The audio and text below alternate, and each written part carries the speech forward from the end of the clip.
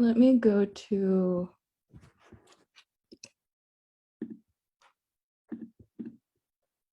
okay, can someone confirm that they can see my screen? Yeah. Okay, awesome. And let me close this. Okay, well, hello everyone. Thank you so much for coming to the Computer Systems Revision Workshop. I'm really glad to see so many people here. So for some introduction, some of you already may know me. I'm currently a tutor for semester 1 of computer systems this year, and I did this subject last year, and the content is pretty similar to what I did last year. So I basically compiled the notes that I used to study for my exam to make this sort of notes version of slides. So hopefully this should be helpful. So I'll just go over the tips and resources slide really quickly. So this is my GitHub. The slides will be shared with you so you can go back to the links whenever. And basically I have put up I put up the slides and everything that we're going to talk about in this revision workshop. And as you all already know, there's so much content, so make sure that you have your own notes. And you'll probably notice that in these slides, there's so much text, and it's intentionally that way because these slides are basically my notes in slides form. So if you want to add your own notes, please annotate these slides and use them to your benefit. And another thing that I do with exams, especially online exams, is that I compile all of the lecture slides into one giant PDF. And that giant PDF of the computer system slides is on my GitHub. And basically I just Control F if I need to look up something so that I don't have to individually go to every slide or every lecture to find what I need. So that's there for you. And for the books, I initially mentioned this in my tutorials, and it's also in the subject LMS. So the books that you should at least skim through is Modern Operating Systems, and these are the sections. And for computer networking, these are the sections that you should try to go over. And for the security component, there are only really 3 lectures that go over the security component. So go over the slides and definitions and make sure that you understand the key concept of asymmetric, symmetric cryptography, different authentication mechanisms, different key exchange protocols, and how to explain them and how they work. Because with security component, you might think that it might be the most straightforward, but from my experience last year, that was actually the part of the question where I felt like I really got grilled on, because there are very basic key concepts, and they basically asked you sort of like how to use those key concepts in a logical or like a difficult way. So whereas with networking, there's so much material that sometimes just testing on the material is difficult enough. But so just make sure to look out for that. That's the tips and resources. So because all of you said networking, we'll start with networking, and then we'll jump on to the next slides. So yeah, computer networking. Let's start off with a brief distinction between the internet and the web. So an internet is a global network of different hosts or computers. And it's basically essentially the hosts themselves, and the web means a collection of information that these hosts can access from other hosts that are part of this internet. So as you all know, internet stands for interconnected web. And we have something called a layer model of the internet, which basically tells you how the messages that you send from one host to the other, what sort of interactions that message makes with the network and how it eventually gets sent. And there are advantages to this.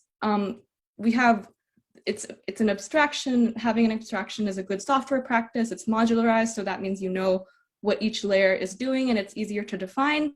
You have well-defined functions, and that also helps with communication and understanding things. So the model that we mainly talked about during the lectures was a TCP/IP model. And before we talk about that, let's just quickly talk about some definitions that you'll hear a lot. And the first is end-to-end. So when we say a protocol or an exchange is end-to-end, it means that we're only concerned with the beginning and the final destination. When we say a protocol or exchange is point-to-point, it means that we're concerned with the direct hops in that communication line. So I'll give you an example. So let's say we have this communication line where A sends a message to B to C to D. So the points from A to B to B to C to C to D are point to point because they're the direct links in the network. When we say A to D, even though they're not directly linked to each other, that communication between A and D is called end-to-end because we're only concerned about the sending and the receiving host. So now let's talk about the different layers. So the application layer is end-to-end, which means we're only concerned with the beginning and final destination. And you probably know this, right? Like when you're sending an email or if you're sending a message on Messenger or something, you don't have to deal with anything about intermediary nodes. Like to you, it seems like, oh, I'm just sending a message directly to my friend. So the application layer is end-to-end. And these are some examples of different protocols that live on the application layer. So we'll talk a bit more about that. And the data at this layer are called messages. I accidentally wrote end-to-end twice. So the second layer that comes as a transport layer, and that basically actually sends the message between those application endpoints. And we'll talk about TCP and UDP. This is also end-to-end. Then we have the network layer, and the network layer is sort of an underlying protocol to the transport layer. That's why it's called TCP/IP model. We'll talk a bit more about that. And in the network layer, there are really two parts to it that we'll talk about as well. So the protocol that we'll mainly talk about that lives in the network layer is called the Internet Protocol, and that actually defines how the end systems in your communication lines work. So the different hosts. Whereas the routing protocol defines which route that packet is actually going to take. So these are the two main functions of the network: Internet Protocol and routing. And so you pass the datagram to the link layer, which is the next layer, and the data in this layer are called datagrams. So in this case, the Internet Protocol is end-to-end, but routing, because you have to make a decision between, when you arrive at a router, the router has to make a decision of which router to send it to next. So that decision of choosing which path to take is point to point, but Internet Protocol, because the Internet Protocol has to do with the end hosts of that communication line, that's end-to-end. And this was actually a question that I think we were asked, like what part of network is end-to-end and what is point-to-point. So remember that. And then we have the link layer. So that obviously, it delivers the frame to the next node along the route that the network layer passed to it, and data in this layer are called frames. This is point-to-point, obviously, because it's to do with different links in that network. An example of link layer protocol would be Ethernet and Wi-Fi. Then lastly, we have the physical layer.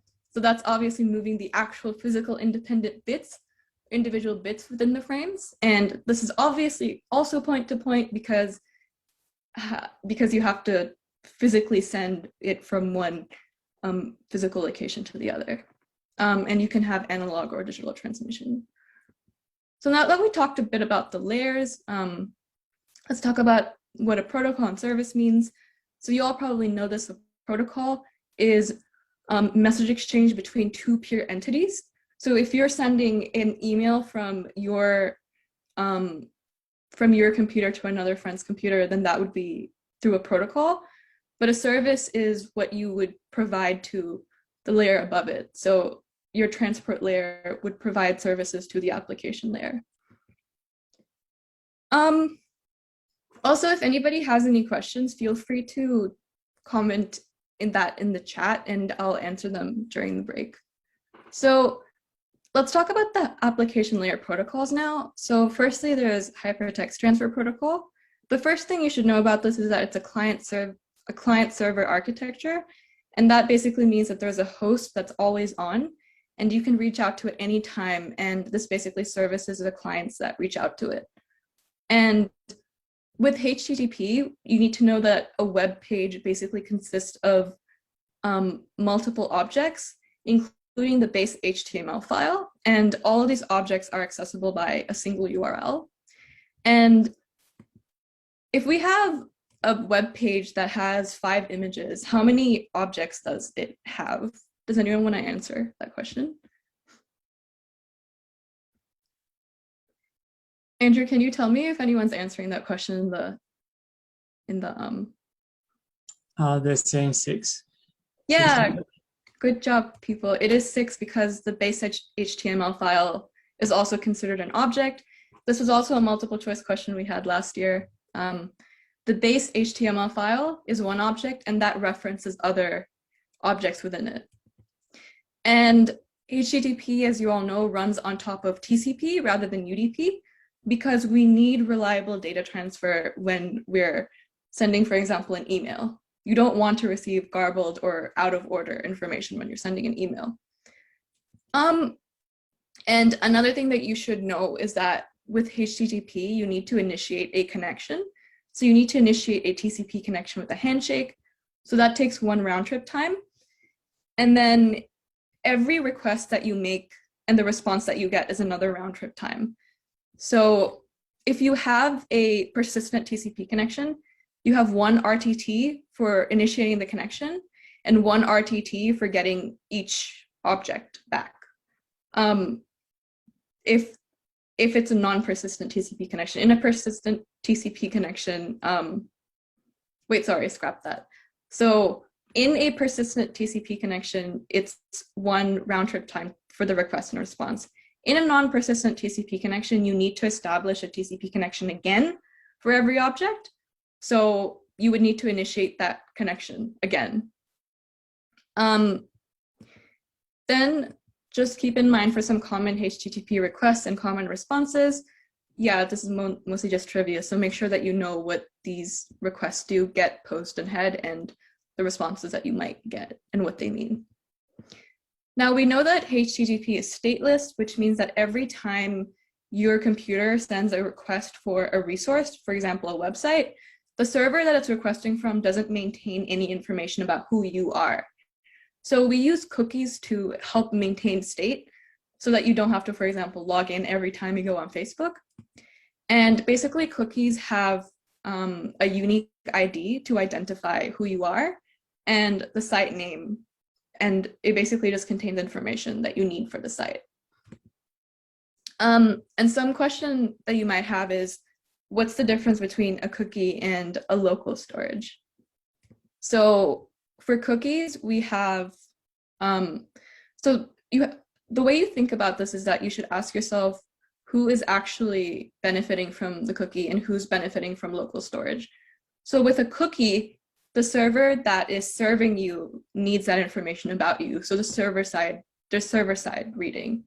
And whereas for local storage, it's information that you as the client need from your local storage.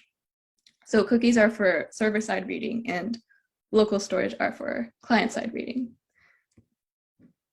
And then we have file transfer protocols. So with FTP, we have 2 parallel TCP connections. And the first type of connection is the control connection. And this is persistent.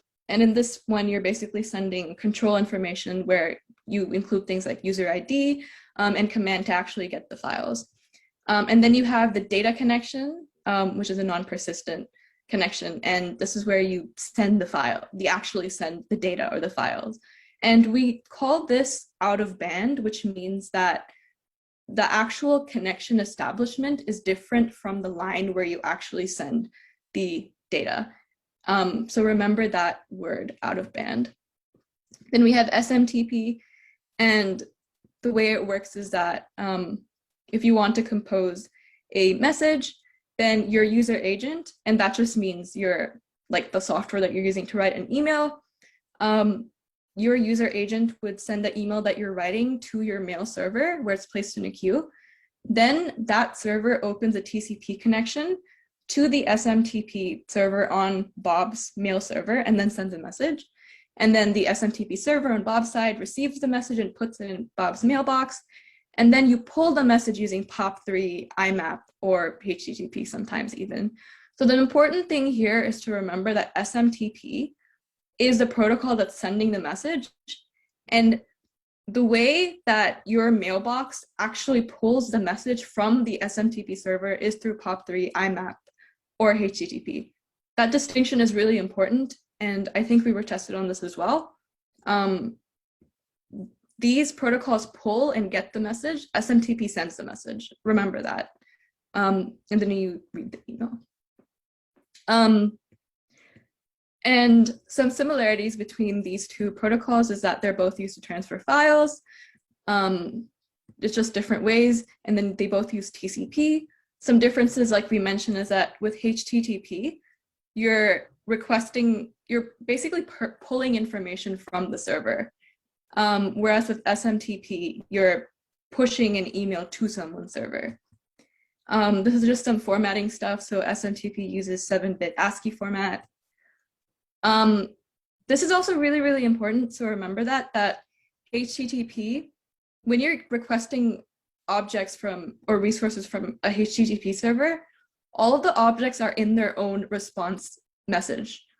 But SMTP puts all of the messages into one, or message objects into one message. So it's all in one receiving versus, it's one-in-one receiving versus all-in-one receiving. And then the last protocol that we wanted to talk about was domain name server. So as we mentioned in the lectures, domain name server is basically a hierarchical recursive database of mappings, and basically it allows you to map an IP address to a host name, and it runs over UDP for multiple reasons, but the first one is that it's idempotent. So if you don't get a response from a DNS server, then you just send it again. So that's fine. You just send it again. And then also you need fast responses from a DNS server because you're serving millions of people around the world. And UDP doesn't have any setup like TCP does. So it's fast, and UDP doesn't have as much overhead as TCP does. So runs over DNS, and the different services provided are host and mail server aliasing and load distribution. So an example of this might be that the actual website that you're visiting might not actually be enterprise.com. It's probably something else, but it's referred to as something differently. So that's an example. And there are also 3 classes of DNS server. So there's the root level DNS server. And this is basically where the request first gets sent to.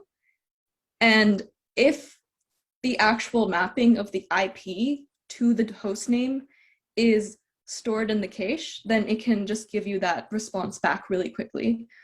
Sometimes even your internet service provider might do that.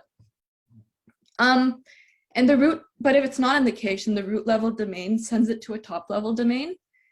And then the top level domain knows where to send it to next to get like the other parts of the domain. And then the last destination in the DNS protocol is the authoritative DNS server or name server.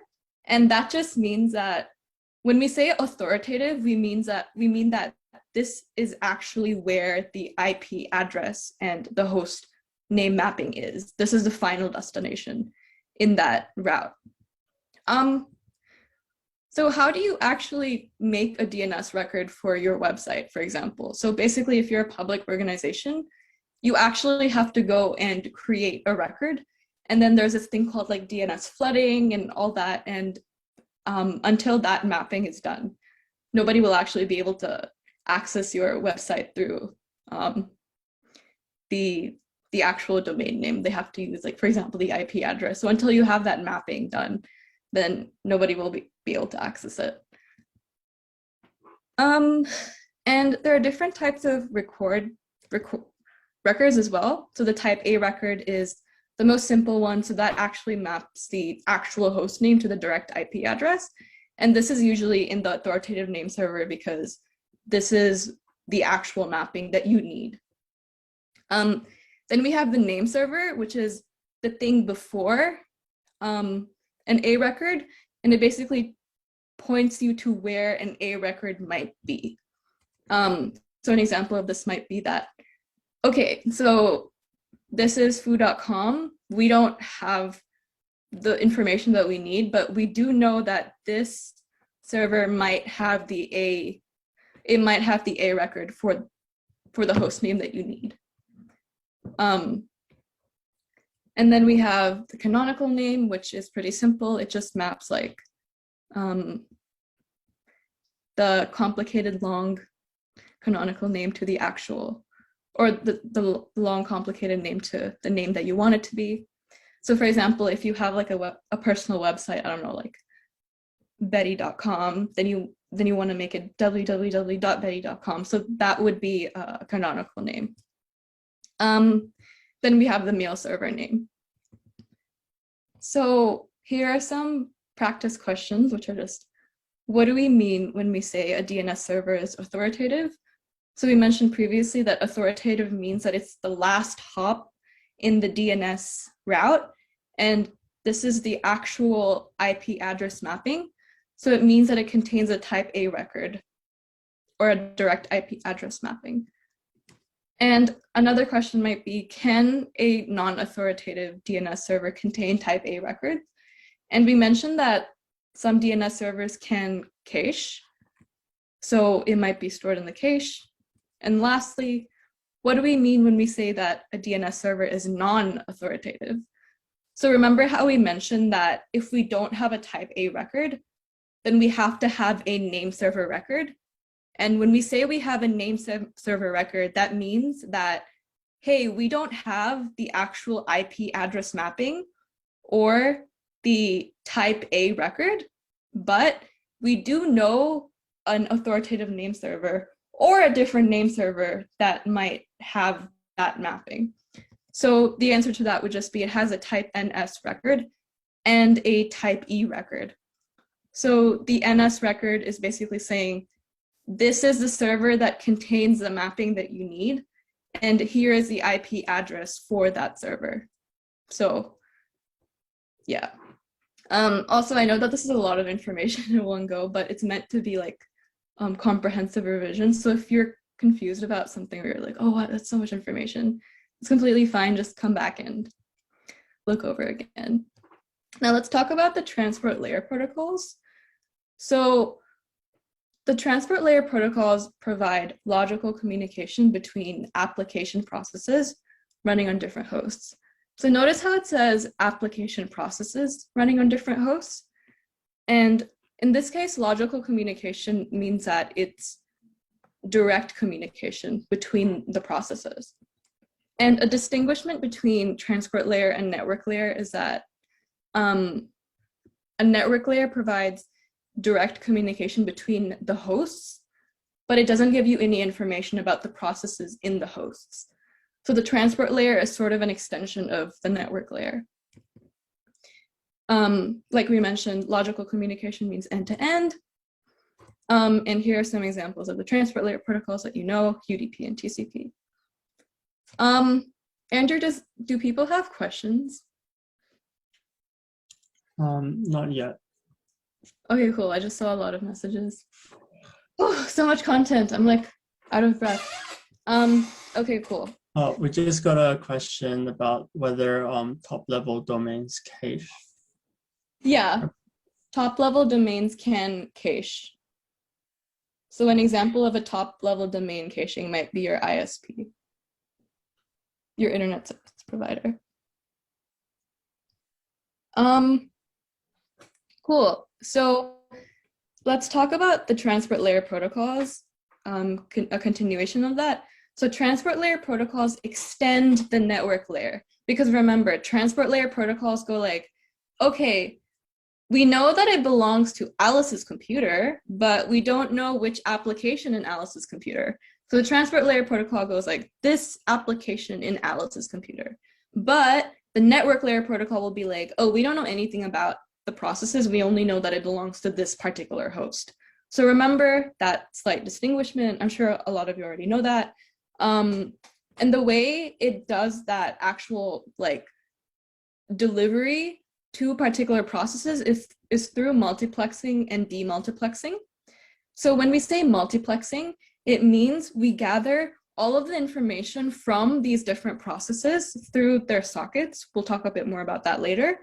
And we make that all into like one big data chunk, and then we make them to segments, and then we pass that into the IP layer.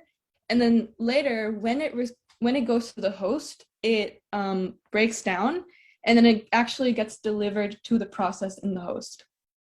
So, and also transport layer protocol headers contain port numbers.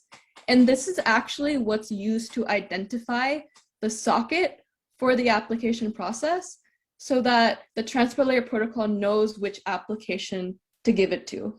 So that might be a lot of things at once, but just remember that a port number identifies a socket, and a socket is just basically the place where the application sends its data to, sends its data through to the host.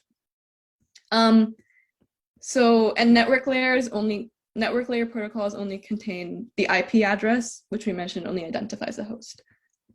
And this is just a quick diagram I drew of multiplexing and demultiplexing. So as you can see, the different sockets from the different applications are sending all of the information that they want to send to the transport layer.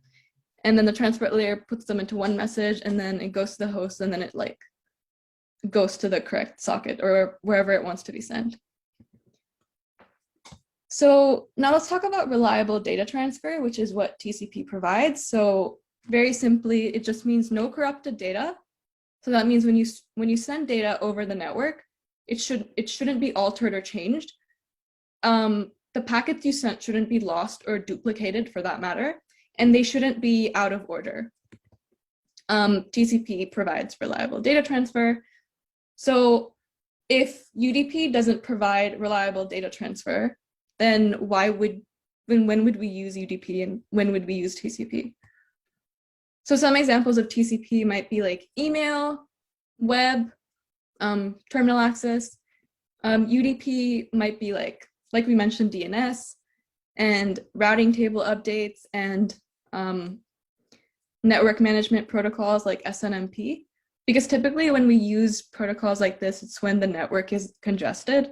So we don't want to have like congestion control, because having congestion control data transfer in an already incredibly congested network isn't very useful. That congestion control would be useful in other circumstances, which we'll talk about in a bit. Another example of where we might use UDP is actually through video call, like we're doing right now. And the reason is because if I'm talking to you and then like I cut off for like 2 seconds, hopefully not, but it's okay if that data goes missing. But if you're, for example, writing someone a message, you don't want a part of that message to disappear. So video calling might be another example of UDP. So a quick table of the differences between them. And like we mentioned, UDP is just best effort. Like it tries its best, but it might not deliver.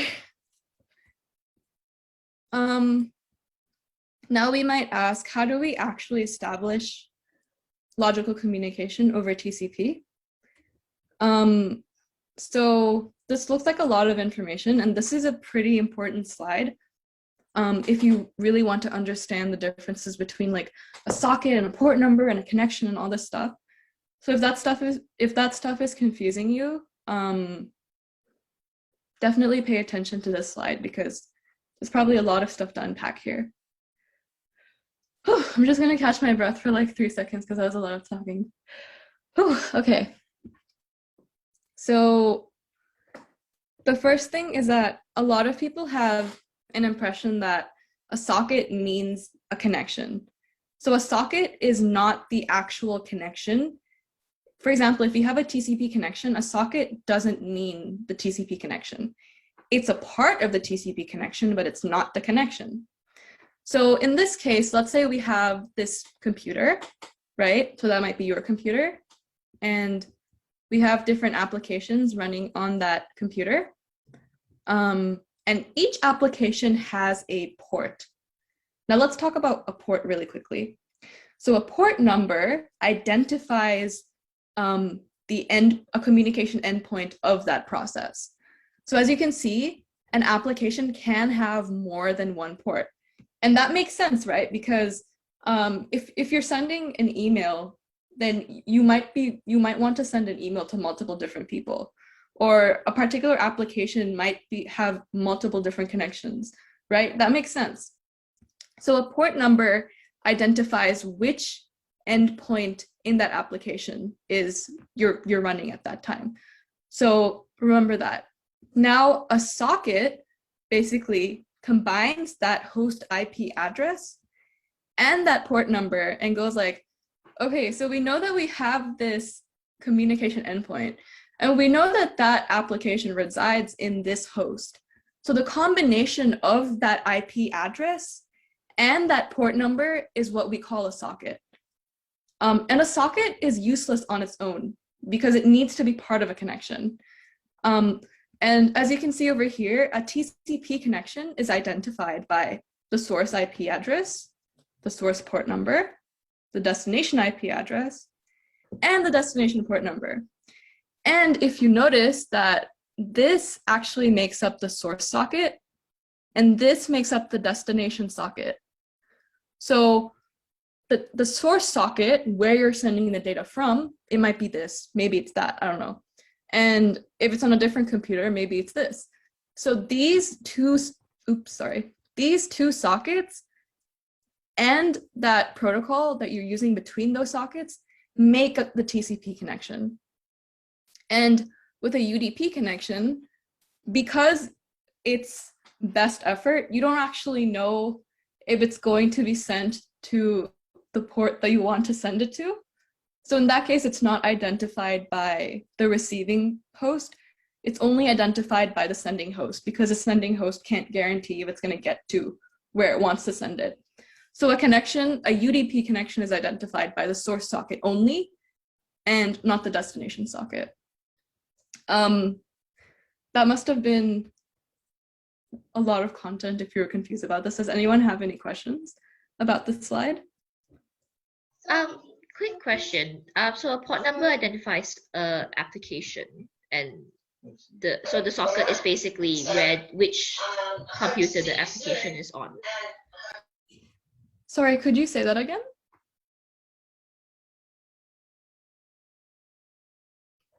Could you say that again? I think there was a bit of background noise.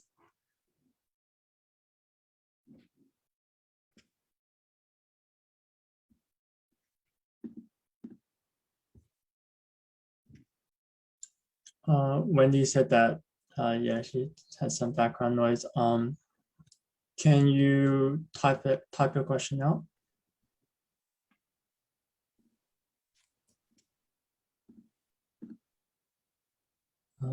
All good. Let me know if you have any questions. I have a quick question. Yeah. Aisha. So how does the receiver know which port to send this UDP thing to? Because it's not in the, is it in the data sent? Yeah, that's a really good question. So I'm glad you asked that. So you're asking how the UDP connection knows where to send it to if it's not identified by the destination socket, right? Yeah. So if you remember, transport layer headers have port numbers on them, the source port number and the destination port number. So when that UDP socket, let's say this is a UDP socket, when it wants to send a piece of data to a particular port number at a particular host, at the time that it sends that message, it puts it in that header. But the thing is, because it's unreliable, it might not actually get to that destination port number. So even though the UDP connection is identified by only the source socket, the transport layer header still has the destination port number.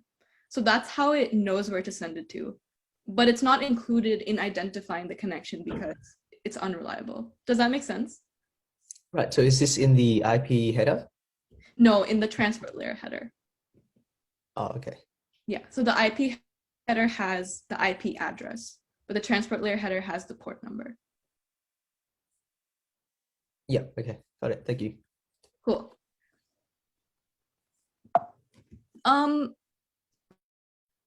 And then let's quickly go over how you might actually, Aisha? yeah? So we have two more questions. Yeah, what are the questions? So someone asked if the source and destination ports are always one-to-one. For a UDP connection. So Yes. for a UDP connection, it's not one-to-one because a UDP connection might be sending, a particular UDP socket might be sending a packet to multiple different sockets because it's not important where it sends it. Whereas in a TCP connection, it is one-to-one. So there's only one socket, one sending socket and one receiving socket ever in one TCP connection. Okay, thanks. And I actually have a lot more questions. We might move on quickly. So when we get to the break, I can answer some of them. Okay. But I just want to get the networking stuff done. Okay. I'll get back to your questions at the end or at the end of the section. Cool. So now let's talk about how we might actually establish a TCP connection. So we know that we have like the different primitives that establish a TCP connection.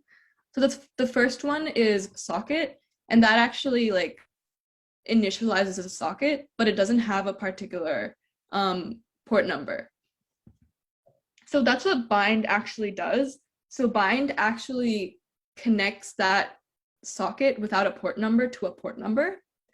And then the listen request, and then the listen primitive basically goes like, okay, we have a socket now.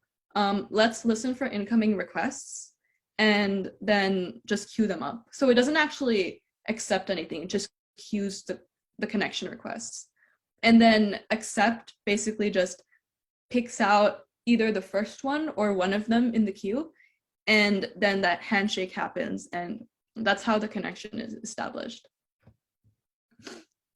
So now let's talk about congestion control. How does TCP actually maintain congestion control? So the first thing to remember is that with TCP packets, we're not actually, there's no packet that basically goes like, oh, we have congestion in the network. So we have sort of this implicit end-to-end feedback, which is basically like every time you send a packet and you receive an acknowledgement that the person you're sending it to received the packet, it means that there is not much traffic, so we can speed up. But if you don't get an acknowledgement for a packet that you sent, it means that, oh, this person didn't receive my packet, there must be some sort of congestion going on. So that's how it perceives congestion. And we also want to know how to actually control the send rate. So there are two variables that you should keep in mind. There's a C window and the R window. And C window,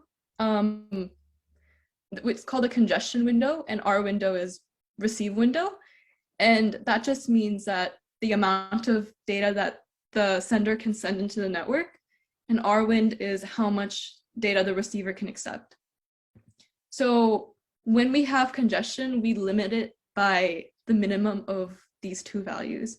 And we'll actually talk about how the congestion window changes as we alter congestion within TCP. So the first step that happens when we receive an acknowledgement is that the C window first increases exponentially. So the amount of information you can send into the network increases exponentially. And it just means like you double until you get a loss, or until you get to the slow start threshold, which is set by the TCP state. And then if you actually get to the slow start threshold, then you can move into the next stage, which is congestion avoidance. And it's basically like a more relaxed version of slow start, where instead of increasing the C window exponentially, we just increase it by 1 unit every time. Now, what happens if we don't get an acknowledgement back? So the first case in which we might perceive an acknowledgement loss is if you don't get acknowledgement back within a certain amount of time. So that C window is set to 1 MSS, which just means like maximum size. And if you receive 3 duplicate acknowledgements, so that just means that you sent a packet into the network, but you got an acknowledgement for the previous packet 3 times in a row, then you have the C window. So those are 2 cases of acknowledgement loss. So this is just a diagram that I drew up on how all the switching happens. It looks a bit complicated, but it's a good reference if you like go back and read this stuff more and understand what happens. So as you can see in this case, we start with slow start. And then once we reach the threshold, we go to congestion avoidance. If we have a 3 duplicate acknowledgement loss, then we go to fast recovery. And then from fast recovery, if we have a timeout, we go to slow start. So every time we have a timeout, we go to slow start. Every time we have 3 duplicate ACK loss, we go to fast recovery. And if we're fine and everything's normal, then usually we just go to congestion avoidance. So go over this diagram a bit. And this is from the lecture slides. So basically, as you can see, the C window increases exponentially until it reaches the threshold. And then like it starts increasing linearly, but then it has a packet loss and then the threshold is halved. So it goes into, it starts from that threshold and then it increases linearly and then it goes to the threshold again. Because if we're increasing linearly, then the C window is also increasing by 1 every time. So then like we go to the same threshold or similar threshold because the congestion window is increasing by 1. So we essentially half it what it was here. And then we go back here, stuff like that. That's from the lecture, by the way. Okay, now that we've talked a bit about congestion control, let's talk. Oh, and also if you have questions, just ask in the chat and I'll answer them later. So with network layer, remember how we said that the 2 big parts of it was the internet protocol and routing and forwarding? Let's talk a bit about routing and forwarding now. So with routing and forwarding, these decisions are point to point because the path that a network or a packet across a network takes is a decision that is based off of the direct links in that network line. So when we say that a router is forwarding, it means that it's a local decision that a router makes, and it's saying that, okay, we're having an incoming packet from an input port, and then we need to output it to an output port. So it's a local decision. Whereas with routing, you're actually like determining a global route or path that the packet should take. And this is still considered a point-to-point mechanism because even when you're making a route, you still have to consider every individual path between 2 direct nodes. So that's the difference between forwarding and routing. And every router has something called a forwarding table. And the point of a forwarding table is basically like it examines the packet and it just figures out which interface to send it to. And remember how we mentioned the internet protocol? So the internet protocol is end-to-end because it's a direct communication between the sending and receiving host. So those are the 2 main big things with the network layer. Now let's talk about network address translation. And the reason we have network address translation, before we talk about what that is, let's quickly presuppose that with this piece of trivia is that we're running out of IPv4 addresses because the amount of IP addresses that we have is 2 to the power 32. And we're getting to a point where we're probably going to have more devices than that in the near future. And basically what network address translation does, it kind of addresses this problem by giving multiple different devices one global IP address. we'll talk a bit more about how that happens as well. And the actual IP addresses are hidden from the world. It's to do with convenience and flexibility and cost, because you don't want to maintain, maybe a company doesn't want to maintain multiple different IP addresses. So that's also another reason. So basically, in a local area network, all the devices in one local area network are all essentially like given one IP address when the packets from those devices go out and interact with other devices in the real world. There are some issues with network address translation. The first one is that it crosses layers, which kind of violates the purpose of like a layer model. So it involves the network and transport layer, and sometimes even the application layer. It violates the end-to-end principle, because when you're sending a packet to a host within a network that uses network address translation, you're not actually sending it directly to that host, you're sending it to the router or the translation box, which converts it into the correct address and then sends it to that host. So it's not really end-to-end. And it's just not a really good architectural solution in the long run. So the way it works, we'll talk a bit more about that as well. Don't worry too much about that. And we'll answer this question after I show you the diagram. So this is how NAT works. So this is the internal network. So as you can see, we have hosts A and B. So host A has an IP address of 1.1, and it has a process running on that, or an application running on that host has a port number 1, and a different application has a port number 2.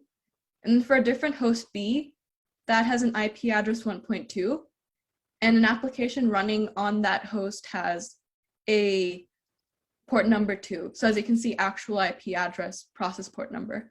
So this is like the real information. Now what happens if, this particular application wants to send a message? So it sends it to the NAT box, and that has the table, and it basically records the actual IP address and the process port number, and it generates like a fake port number. So it gives it a random number 32, and then it gives that packet the NAT box IP, so 1.0. So every time anything within that internal network wants to send a message to the outside world, it's assigned that 1.0 IP address. So all the packets have an address of 1.0 in the real world, and they're given a fake port number. So when this 1.11 packet is sent to the real world, it translates into 1.032.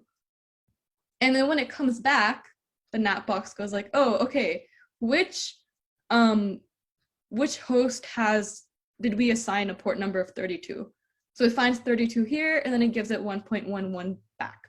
And then it knows to send it to this particular application at this host. So going back to that question, can people contact you if you haven't reached out to them first? And the thing is no, because you don't have a public source port number already indexed for you in the table. So when somebody wants to send you a message, they don't know what your actual port number is because it was never recorded in the table. In order to have it recorded in the table, you need to send an outgoing message first. Because remember, that's the only way you can be assigned a fake port number. And the only way they can send you a message is by knowing your fake port number. So that's that question. And I think this was a midterm question. But yeah, good to know anyway. And as you realize, there's a big security advantage because nobody can send you messages if they don't know where you are. And a question that we had in Piazza was that, what's the difference between network address translation and network address and port translation?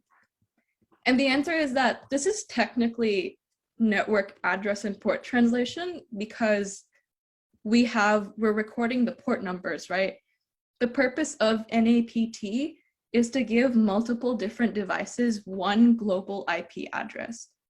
And technically, with network address translation, we just have like a finite set of IP addresses that are given to multiple devices.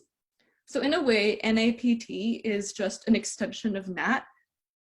With NAT, we have a set of IP addresses that are used for multiple devices or applications for devices.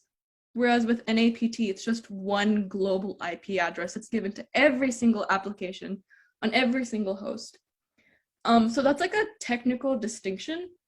If you're especially curious about like whether it's NAPT or NAT, I don't think you'll be tested on this. So if you see NAT on the exam, it's basically like what we described in this diagram. So don't worry too much about the distinction. It's more just like for your own knowledge. And I think this is the second last topic in networking. Whew, we can do this. So subnet kind of is similar to a NAT, or network address, is similar to network address translation.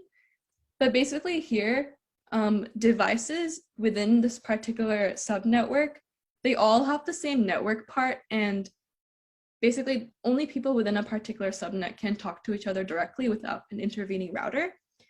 So as an example, if we have this IP address that identifies a subnetwork, 24 at the end means that the first 24 bits identify a particular subnet. So it says, okay, the first 24 bytes are saying that it's this particular network that we're talking about. So this is the subnet address or subnet mask, and that just basically tells you that it's these 24 bits that identify the subnet. And the remaining 8 bits, because all of the devices in a subnetwork have the first 24 bits in common, the remaining 8 bits are used to identify the different hosts, right? So that means we have 2 to the power of 8. We could have 2 to the power of 8 hosts in that particular, subnetwork. So now, if we can do that, then why do we have network address translation if we could just use subnets? If particular hosts within a subnetwork is identified by the first 24 bits, then theoretically can't like multiple devices in different subnetworks have the same IP address because they're in different subnetworks? So why do we have NAT? And the answer is that even with subnetworks, we still have way too many devices for each particular network to get their own subnetwork. So you can make the subnets and NATs work together because with NAT, multiple devices have one global IP address. So you can have a NAT box and multiple subnetworks within that NAT box. So it's kind of like layered translation. So you can have NAT and subnet work together. And I think this is the last part of networking. Hooray! Okay, let's talk about IP fragmentation. So as we all know, the internet protocol is not like TCP in the sense that it breaks down the messages that it's sending, whereas TCP is like a direct byte stream. So we're going to talk a bit about how that works, and we'll run through a quick question as well.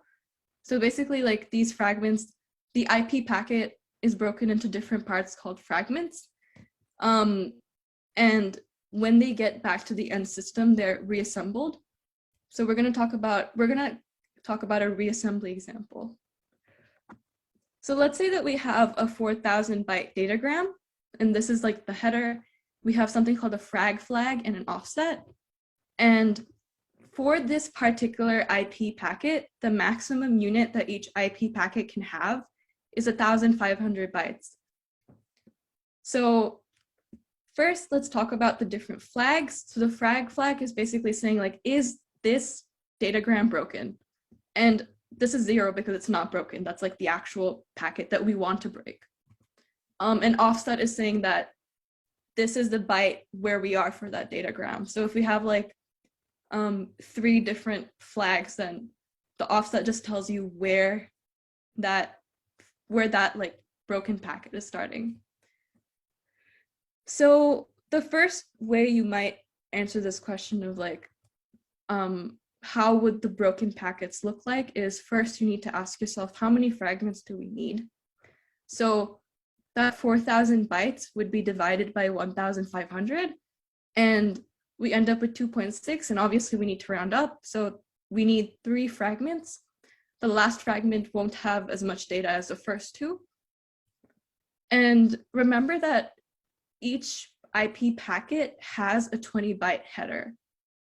So, and that means that for the first fragment, we have a length of 1,500, and that includes the 20 bytes for the header, right? So that means we only have 1,480 bytes of actual data.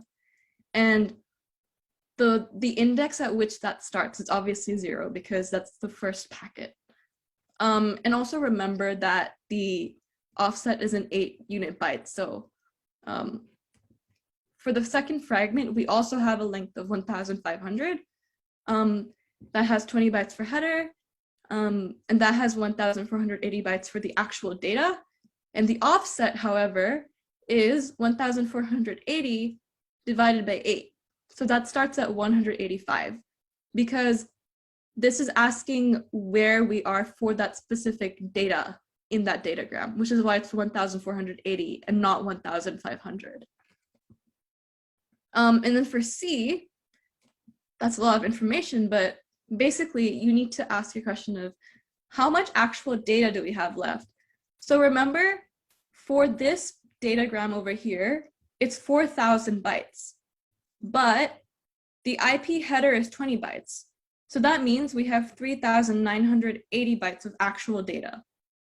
So you subtract the actual data from the previous 2 fragments. So that's 3,980 minus actual data. So for the third fragment, we have 1,020 bytes of actual data. So the length of that would be the actual data plus the header. So 1,040 bytes. And because we have, so far we have 1,480 bytes of actual data for the last 2 fragments, we multiply that by 2, divide by 8. So that offset is 370. And this, when I first did this question, it took me a few times to get as well. So if you're confused about it, don't worry too much. But yeah, I think this is the last slide in networking. Woo, we did it. But now I can answer questions. So do you want to answer questions? Andrew, do you think we should answer a question first or give them a break and then like answer them? I think we can answer them in the break. Yeah. No, I mean like answer them after the break, or do you think we should just do them now? I think we should do them now. If people are interested, they can stay and listen. Otherwise, if they know the answer, they can.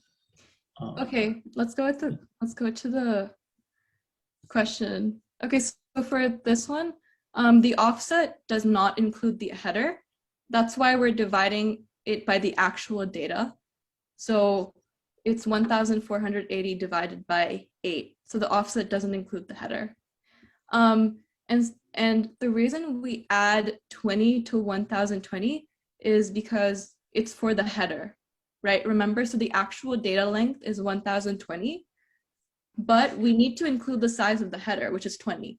So the length of the fragment is 1,040, but the actual data is 1,020. And does the datagram length of 4,000 include the first IP header in these calculations? I think this question means that does this fragment include the header? And yes, it does. So the actual data length of the original unbroken fragment or unbroken datagram is 4,000, but without the header, it's 3,980.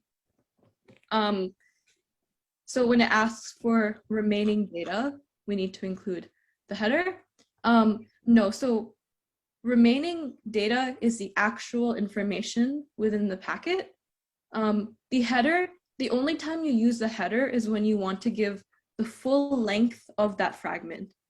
But anytime we want to do questions about what's the actual data remaining or the offset, we're only concerned about the actual data, so without the 20. The only time we include the 20 is just when we want to create the length. That's the only time we need that 20. Aisha, I think you missed the question. Someone asked if the length of every payload have to be a multiple of 8 bytes. Where's the question? So if you, it's like the fourth comment. The length of every payload has to be multiple of 8 bytes.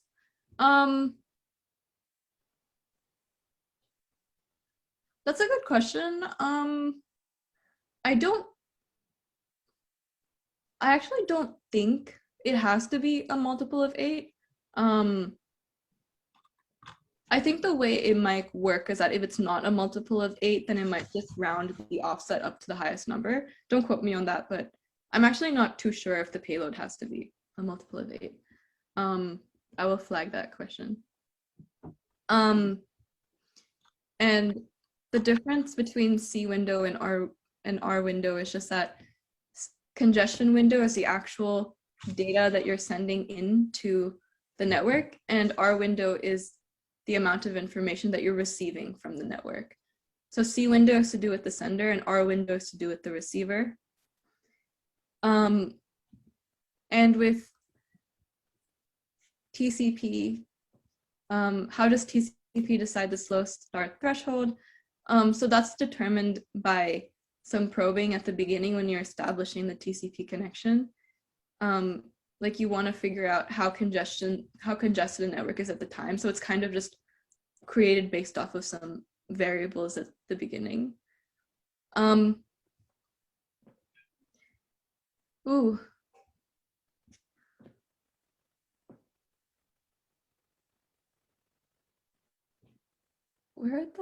Do we have more questions? Yes. Oh my God, we're almost out of time. It's 3:07.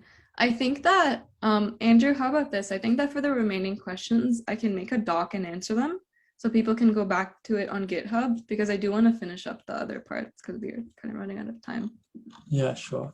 Yeah, if you could compile the questions that I didn't answer and put them in a doc, I'll. Okay. Yeah. But everyone still keep asking your questions. I'll try to get to them, but if I don't, I'll still answer them. They just will be on a document. Okay. I'll give you guys like a 2-minute break, and then we can start talking about like operating systems and then security. Hopefully before 4. I'll see you guys in 2 minutes.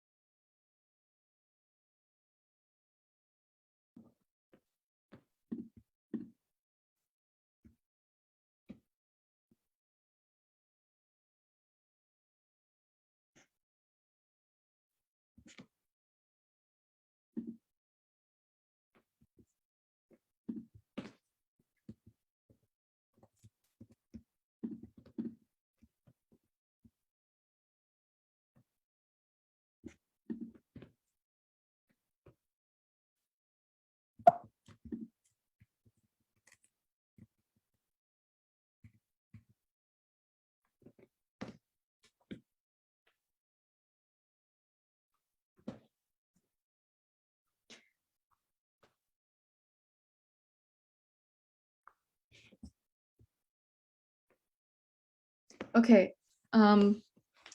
it's 3:11 now, so I think we can continue with operating systems. So just to see what everybody wants, do you guys want to do operating systems first, or do you want to do security?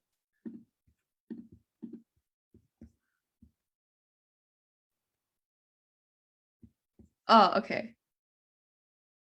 I'm surprised. I thought people would find operating systems harder, but okay, we can do security.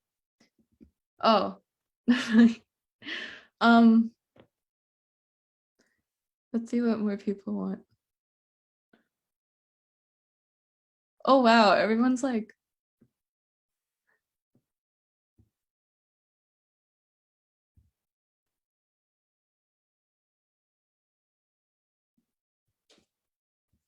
if only I knew how to make a poll. I don't know how to make a poll. I'm bad at Zoom, guys.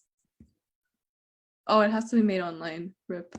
I'll do an any, mini, miny, mo. Okay, I'll flip a coin or something and I'll see what comes. Okay. I guess we do security. I'll move on to security then. Luckily security isn't too long, so we can get through this quickly. So let's start with cryptography, and I apologize to everybody who wanted to do operating systems. Security doesn't take too long, so it'll be okay. Great, so let's start with a quick introduction to cryptography, which is straightforward. So the first 3 goals of cryptography are confidentiality, which means that other people shouldn't understand the messages you're sending.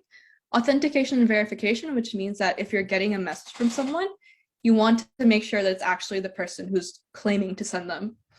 And integrity means that the data that you're receiving, you want to make sure that it hasn't been corrupted or changed in any way. So encryption just basically means we're using a key to transform a plain text message into a encrypted ciphertext. And decryption is using a key, either the same key or a different key, to recover that plain text from a ciphertext so you can read it. And as we know, cryptography is not always perfect, because technically, even if you use a key to encrypt a message, you could still theoretically try to generate every possible key to get the plain text from the ciphertext. But the thing over here is that a lot of mechanisms in cryptography are about making the brute force attack as hard as possible, so that sometimes the brute force method of generating keys might take up to longer than the length of the existence of the universe. So it's about making them unfeasible. So let's start with symmetric cryptography. We know that for symmetric cryptography, the same key is used to encrypt and decrypt. And an example of where you might use symmetric cryptography is full disk encryption. And in this case, the symmetric key is maintained independently from your computer CPU. So that if somebody takes your computer, they're not going to have the symmetric key, because it's encrypted. So the first type of symmetric cryptography is advanced encryption standard. And that basically breaks the data that you want to encrypt into blocks. And it uses something called a block cipher to encrypt those blocks. So a block cipher is a deterministic algorithm that operates on these blocks. And when we say deterministic, it means that it always gives the same outcome for the same letter or word.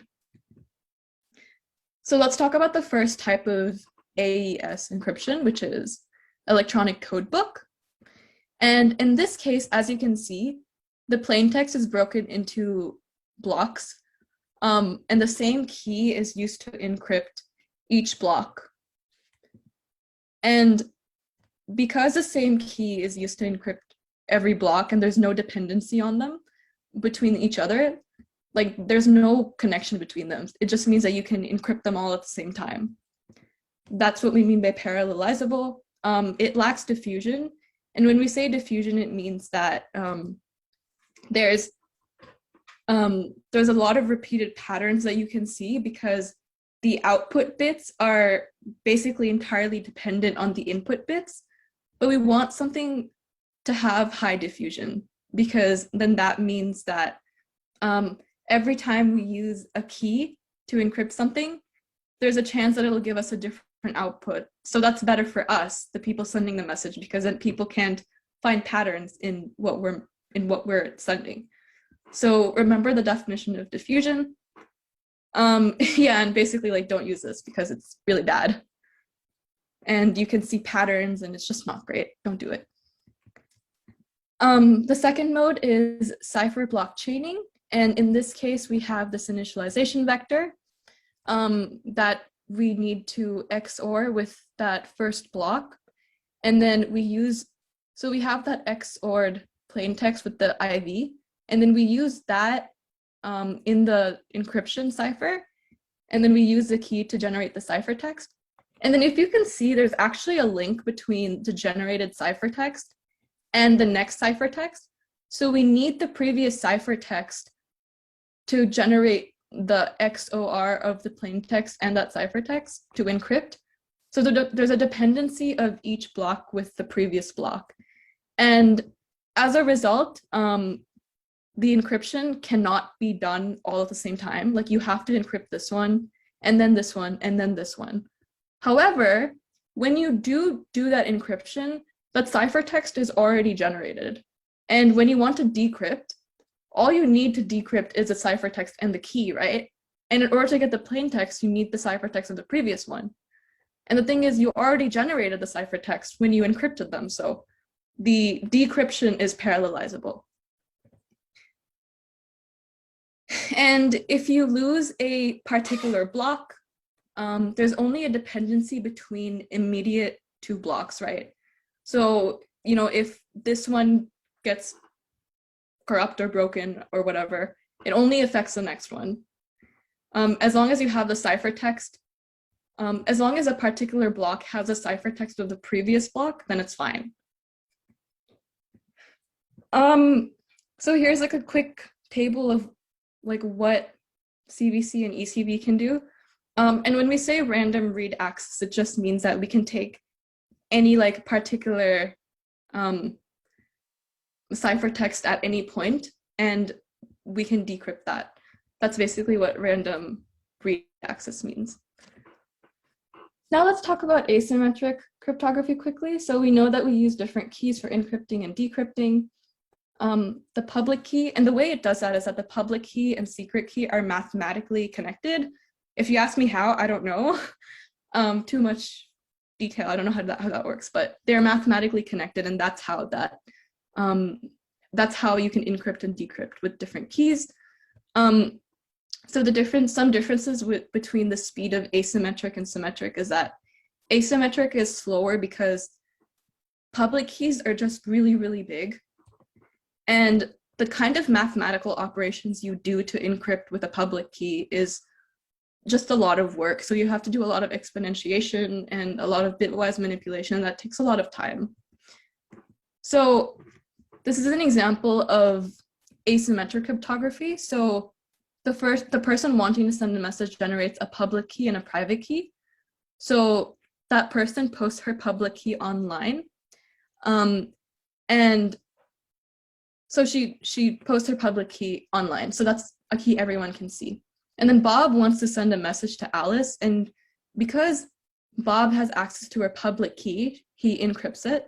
But the only way it can be decrypted is with the private key. And Alice is the only person with the private key. So she gets that message, decrypts it, gets that message. So you don't need to do any key exchanges because Alice has a private key and anyone can use the public key to encrypt. Now, what about in cases where we want to establish key exchanges, like for example, with symmetric encryption? If we want to use symmetric encryption between two parties, then we have to somehow exchange the keys first, right? So, oh, whoops, wrong slide. Yeah, so with key exchanges, remember how we mentioned that asymmetric cryptography takes a lot of time? So a lot of the time we actually don't use symmetric or asymmetric encryption on the actual long message. We use asymmetric encryption to encrypt the secret key, and then send that secret key to that person, and then they decrypt it using their private key. So this is an example of that. So obviously you have that person who generates her public key and private key. The person who wants to send them a message generates their own symmetric key with symmetric encryption. And then they do that same encryption with the public key, except instead of the message, they do it on the secret key. So they encrypt the secret key with the public key, they send it to that person, and that person is the only person with the private key. So they decrypt it and they get the secret key. So now they both have the secret key through asymmetric encryption. So just remember that asymmetric encryption and symmetric encryption are used in conjunction most of the time. And this is actually sort of how transport layer security works. So if you remember, transport layer security is a layer on top of the transport layer, which provides additional security and authentication for TCP connection establishment. And for example, that's why you might see like a little lock icon whenever you go to google.com or whatever. So firstly, obviously you establish a TCP connection. So the first thing that happens is the person wanting to establish a connection sends a sort of like hello to the server. And it basically goes like, I want to set up a TCP connection, but I want to set up a security layer on top of this. So the client asks that server, like, what cipher options do you have? What options can I use to exchange keys and make this connection secure? So the server goes like, oh, hello. And then it randomly selects like whatever cipher it wants from the suite. And then it includes its public certificate. Sorry, not public certificate. It includes its certificate. And it also asks that client to send them their certificate back so they authenticate each other. The client checks if the certificate is valid. We'll talk about how to validate certificates later. And then it goes like, okay, this person has secure connection options, and they're also the person that they're claiming to be. So we'll generate a random, we'll generate a symmetric key and then send it to them somehow. So we'll talk about Diffie-Hellman in a bit. So they might use a previous key exchange, or they might use Diffie-Hellman. So basically they exchange that symmetric key between them. And then now that they've authenticated each other and they've exchanged their symmetric keys either through this previous method that we talked about or through Diffie-Hellman, then that's how TLS is set up. So we'll talk about another method of key exchange called Diffie-Hellman now. So the way Diffie-Hellman works is that remember, it's another mechanism for exchanging symmetric keys. So we have two parties, Alice and Bob, and they both generate their private keys, A and B. So the way they generate their public key is they have like established public variables at the beginning. So Alice generates her public key by exponentiating that random integer to her private key and then mods it with that large prime number. So that's how she generates her public key. And similarly, that's also how Bob generates his public key.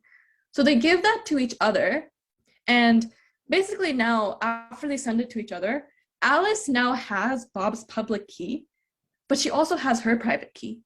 So she basically exponentiates that public key of Bob to her private key.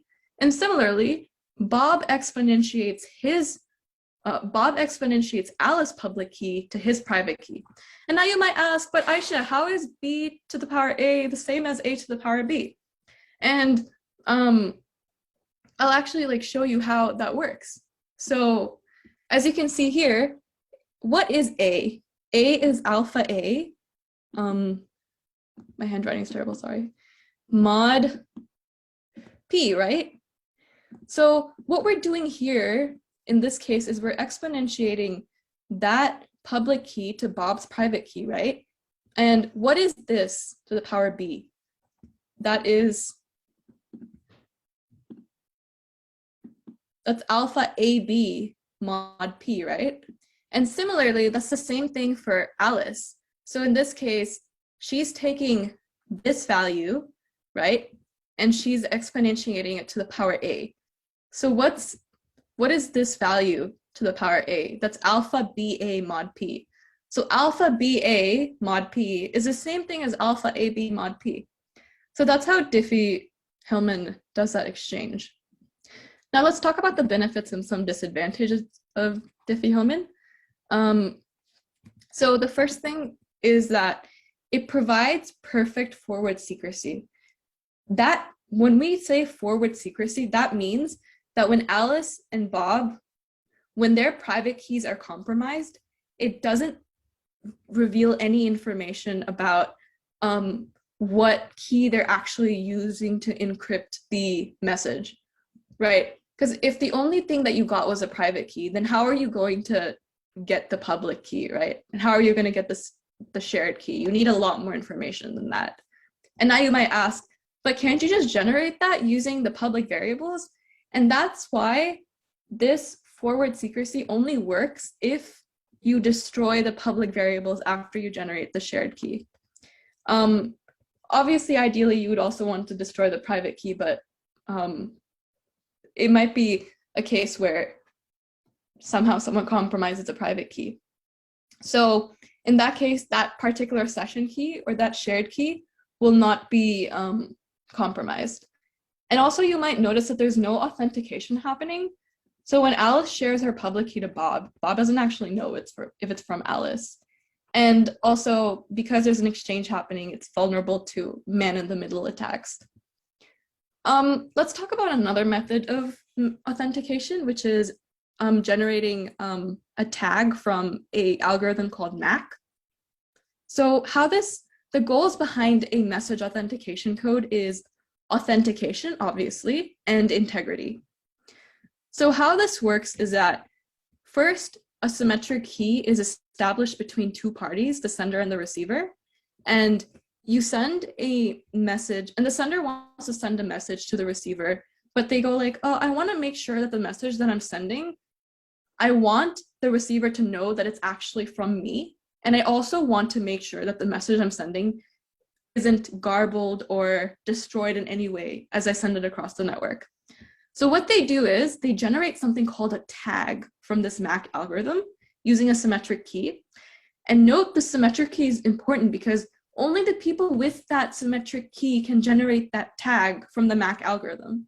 So they put that message into the MAC algorithm, they put the key in, they generate the tag, and then they send that message alongside the tag. So now the receiver has two things, the message and the tag. So now this receiver goes like, okay, I have the message and the tag.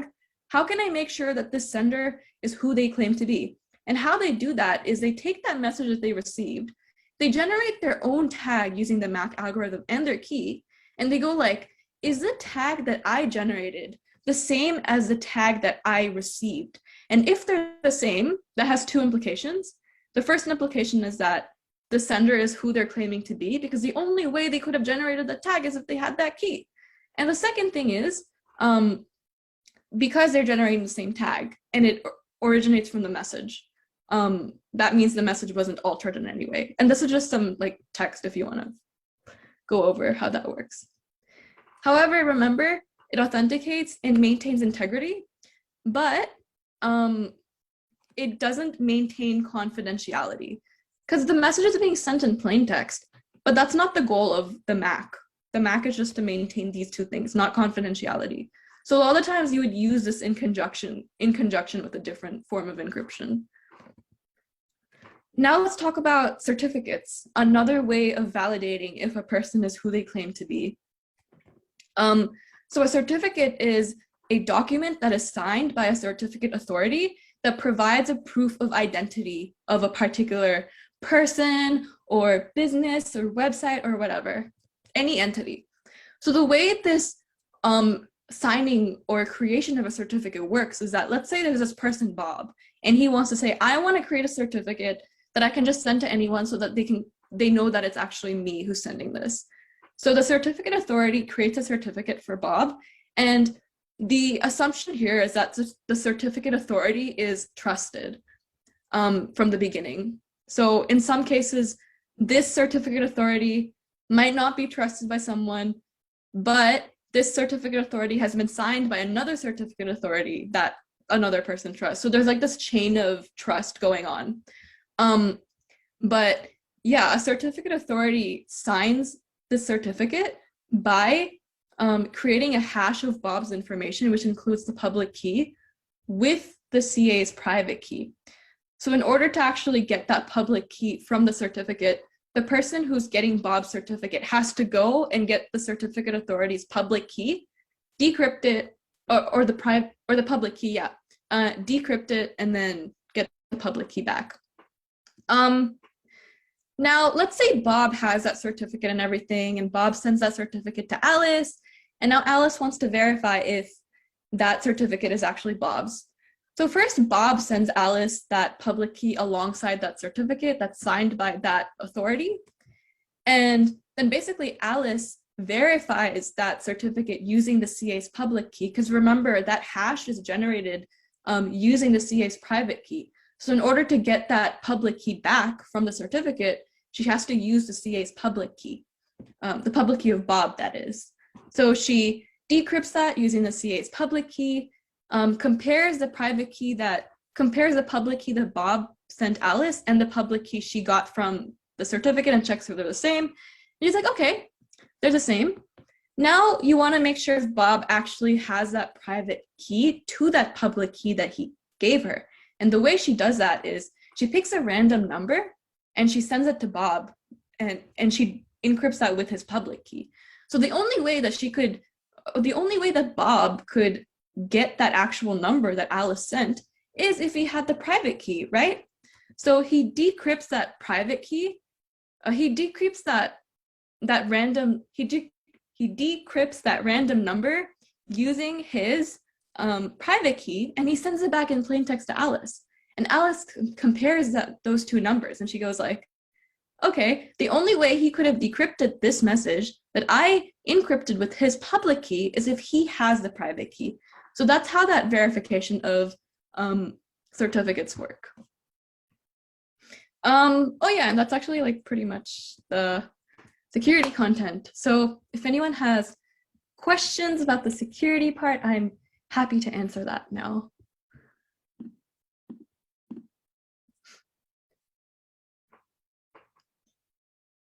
Do we need to know how exactly CBC works, as in how the IV is actually used? Do you specifically mean how like the XOR operation or the exclusive OR operation works? Or what do you specifically mean?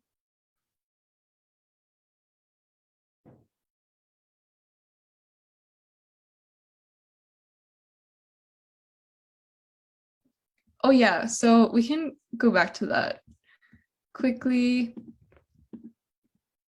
Let's go to CBC.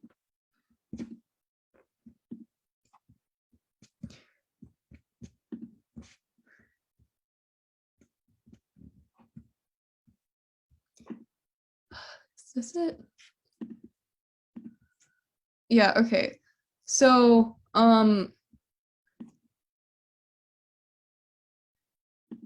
with the IV and private key, so the way CBC works, or cipher block chaining works, we need to perform an exclusive OR operation between a particular vector and the plain text initially. So if you look at the next blocks, you will see that, for example, this block is doing an exclusive OR operation with the previous ciphertext that was generated, right? So this ciphertext and this plain text are exclusive OR'd, and then that text is what's encrypted. So, but here we don't actually have a ciphertext for this first block, so we need something to kind of take over for or substitute that. So we have something called an initialization vector. So that initialization vector is exclusive OR'd with the plain text to generate that text that we're going to encrypt.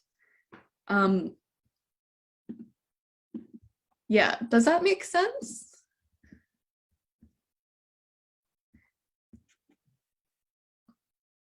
Yeah, and the secret key is what we used to actually encrypt. And we don't know the details of that. The exclusive OR is like before encryption. Awesome. And Lily, I don't understand how the decryption of CBC is parallelizable and the encryption is not. Cool, we can go over that. So the encryption is not parallelizable because remember how, let's take the second block. So in order to encrypt what we need to encrypt in the second block, we need to exclusive OR the ciphertext from the previous block and the plain text, right? But the thing is, the only way we can get the ciphertext from the previous block is if that's already been generated. And there's this dependency that this block depends on that block, this block depends on the ciphertext of this block. So first you need to generate the ciphertext, and then this uses that previous ciphertext, and then this uses that ciphertext. So this generation of ciphertext that the next block depends on happens sequentially. So there's no way that you could encrypt everything in one go because you need the previous block ciphertext to encrypt your own. And so that's why encryption is not parallelizable. However, decryption is parallelizable because ask yourself, like, what are the things that I need to decrypt the ciphertext? All you need is your actual ciphertext, right? And the key. So you have your ciphertext, you decrypt it, and now you have that decrypted text. But in order to get the plain text, you need the ciphertext of the previous block. But that's already been generated when you encrypted it. So you decrypt that original ciphertext, you get the ciphertext of the previous block, and you perform an operation to get the plain text back. So there's only a dependency on the previous block ciphertext, which has already been generated when the encryption happened. I hope that makes a bit more sense.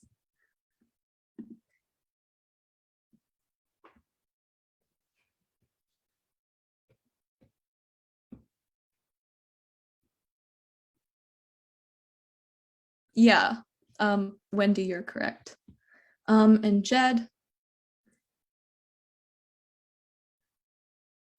Jed, yeah, you're in a way you're right.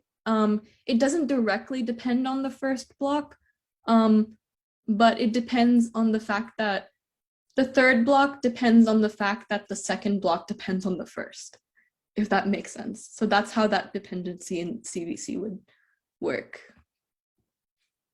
Yeah. Cool.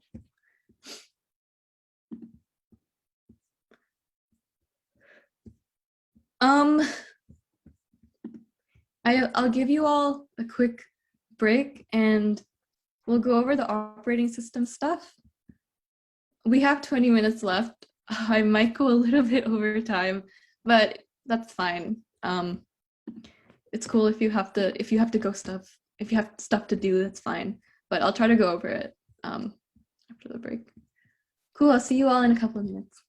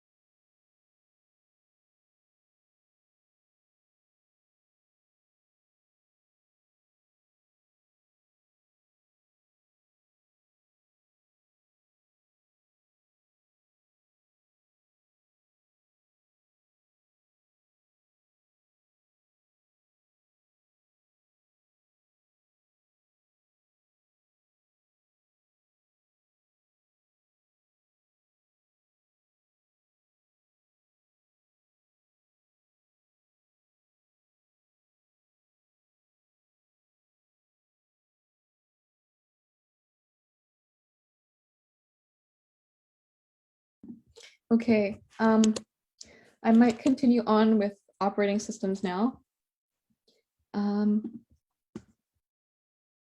Cool, let's start doing that. Cool, so as we all know, we need operating systems because we need to manage the multiple different devices that exist on a computer. So we need sort of an interface to manage the multiple devices that a computer is comprised of. And the two ways that you could see an operating system is as an extended machine, which basically means that the program or the operating system hides the truth about the hardware, so the programmer doesn't have to deal directly with the hardware, and also as a resource manager. So the operating system is what keeps track of who is using which resource. It grants different resource requests and mediates conflicting memory requests. And the way that you can manage resources is through time and space. So with time, different programs take turn using the entire resource. For example, with a printer, and with a space, when you're saying we share something through space, it means that each process or program gets a part of the resource at the same time. And technically, the true users of an operating system are not the users. It's the system programs and the applications, and then you use the applications. So as you can see here, the system programs are directly using the operating system. Now let's quickly go over processes. So we know that a process is a program that we wrote in execution in the main memory, and associated with each process is an address space. So an address space is a list of memory locations that the process can read and write from. And then we have other information that the process might need, like the actual program that it's running, the data, the stack, which includes memory, or which includes information that that program is running at a specific point in the program, registers that include the program counter, which tells you which next step to take, and some other registers. So all the information about these processes that are running are stored in a table called a process table. And it's basically a linked list of PCBs, or process control blocks. So each process control block is an entry for a particular process, and they're identified by the process ID. Now, there are some cases where a process might be suspended or paused. And when a process is suspended or paused, it means it's no longer in the main memory or executing in the main memory, but we might want to go back to that process later on. So we actually save the information about that process in the process table. And what we do is the only thing that that process maintains about itself is just the address space. And everything else about that process, remember all the information we mentioned after address space, all of this is stored in the table. The only thing the process still has is the address space. So remember that, because that was tested on the exam. Now with memory management, main memory is where the actual programs are running, right? And multiple programs are technically on the main memory at the same time. So we need to make sure that there's some sort of mechanism that the main memory doesn't interfere with each other for different processes. So we need to maintain and protect the memory, and not only the main memory, but we also need to make sure that the address spaces, or the memory locations that the processes are reading and writing from, that they don't kind of intersect and overwrite each other. And then we'll talk a bit more about virtual memory later on. And this mechanism of memory management is done by the hardware, specifically by the memory management unit, and it's controlled by the operating system. So this is just a memory hierarchy from the lectures. Now let's talk about the kernel. So the kernel is the core of the operating system, and that is what has complete control over your system. And you might be wondering what the difference between kernel and sudo is. They're not the same thing. The link, I included a link here. You don't need to know this, but if you're curious, you can click on the link and learn more about it. And the kernel is basically what's responsible for when several processes are running on the main memory at the same time. And there are two modes of CPU running.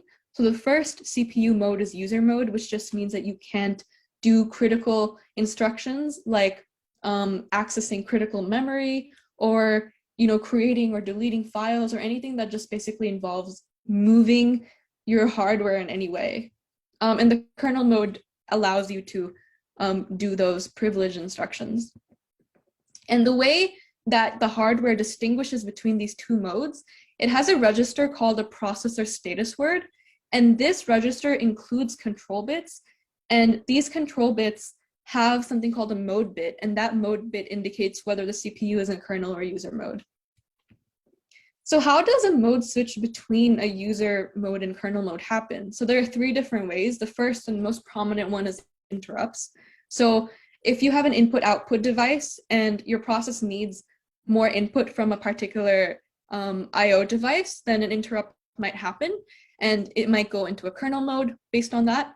You might also have an exception or unexpected behavior that causes your program to go into, or your CPU to go into kernel mode.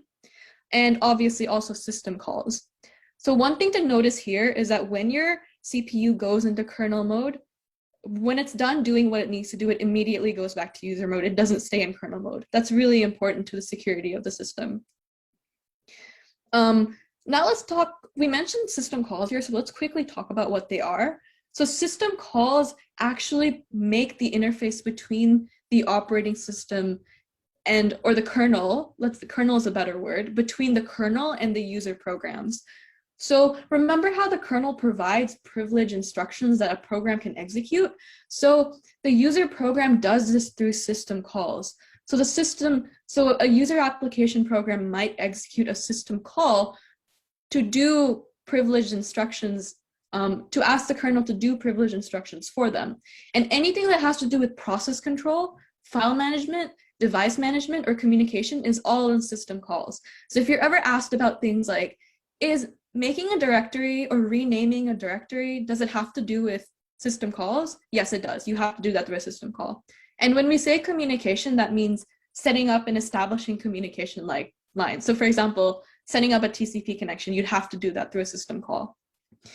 And the reason we have this is because kernel mode has a lot of access to a lot of critical memory, and we don't want to overwrite that. So having this mechanism of having an interface to get the kernel to do this for us, make sure that we have integrity and security and stops illegitimate access for memory.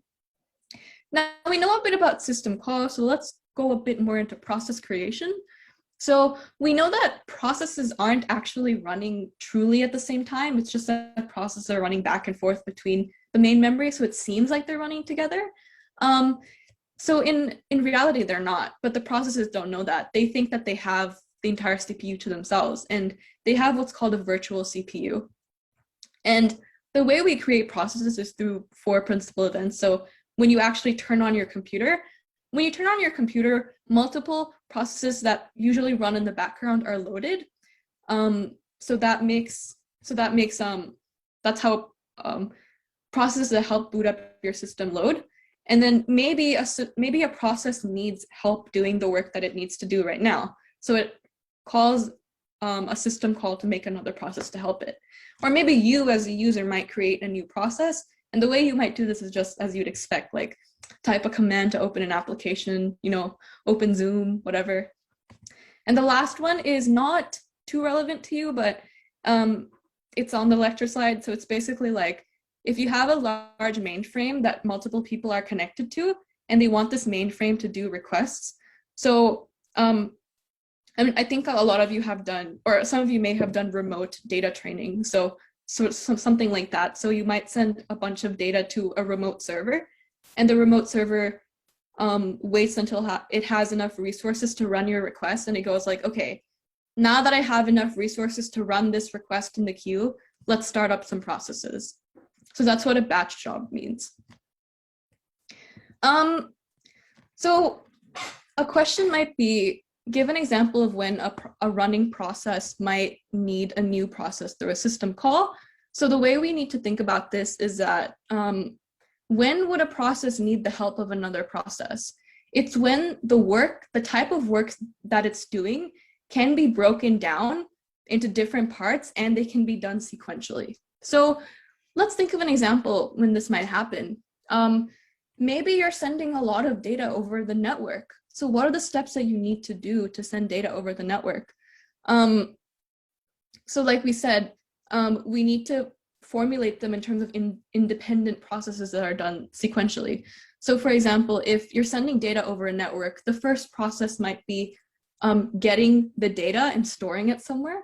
And the second process might be removing that from the buffer and actually processing them.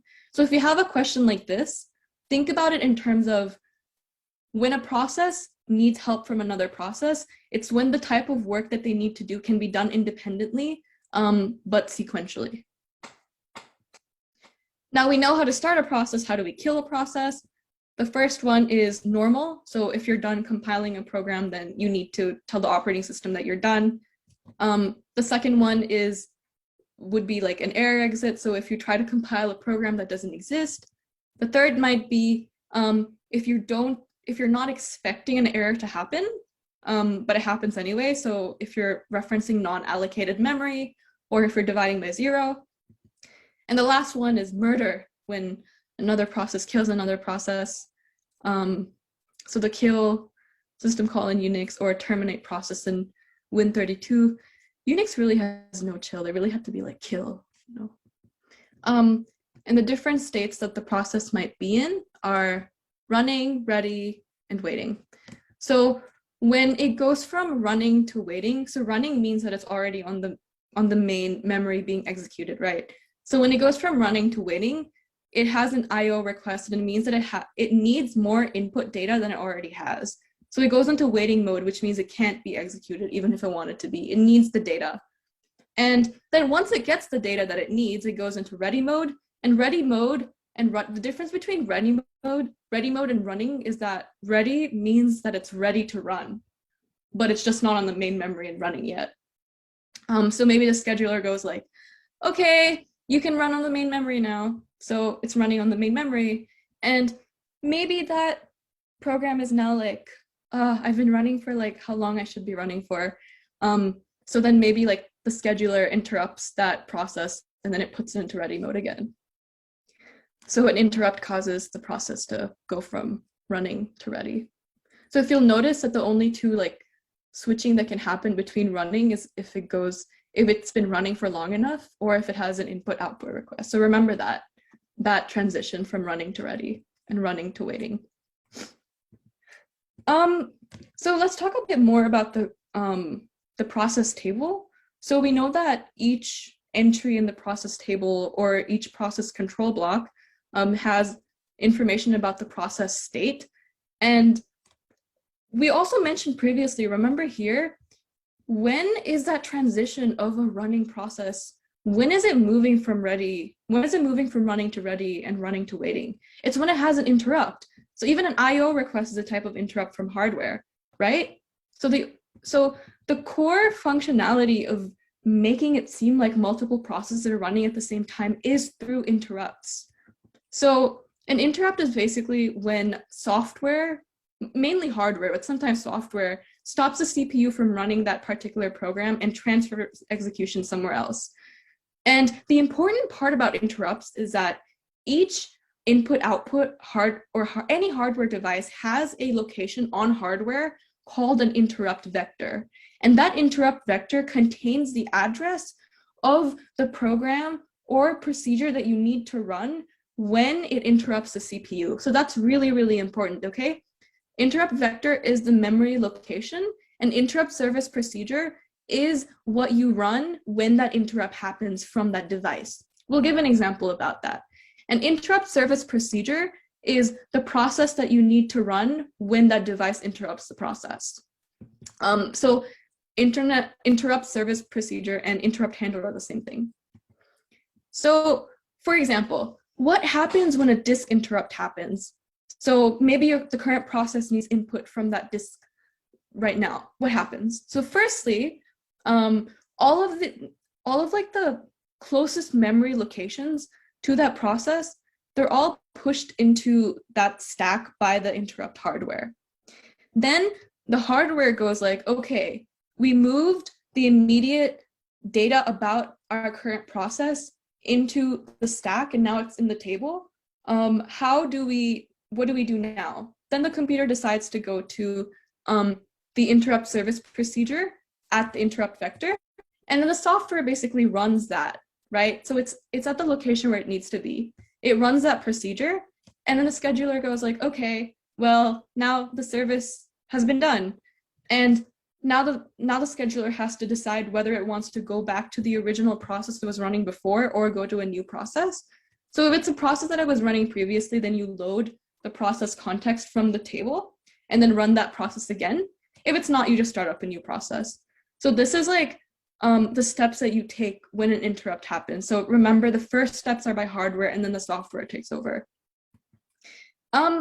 So now we know about processes, but the assumption that we've been making so far is that every process has one mode of execution, and that's all the execution that's happening. It just does one thing.